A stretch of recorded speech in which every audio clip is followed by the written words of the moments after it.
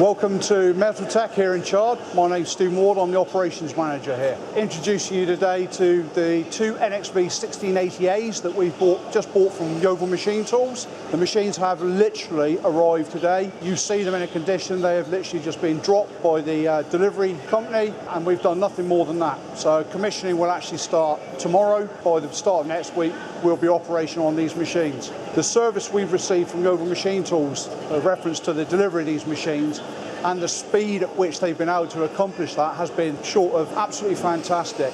We'd already been discussing with Yeovil Machine Tools about buying a couple of machines. However, the narrative changed because circumstances, as they do in this type of business, had changed and put a level of urgency on the requirement for these machines. From the placement of an order, 3 days after that, the machines were delivered from Germany to Yeovil Machine Tools, which is 30 minutes down the road from us. We're now 4 weeks on from when the order was placed, and the machines were actually ready to deliver in here a week ago, but we couldn't move quite as quickly and reactively as Yeovil Machine Tools, so we've needed an extra week. We've gone for these machines. They're 15,000 spindle, 48 tool ATC with a 20 bar through spindle coolant.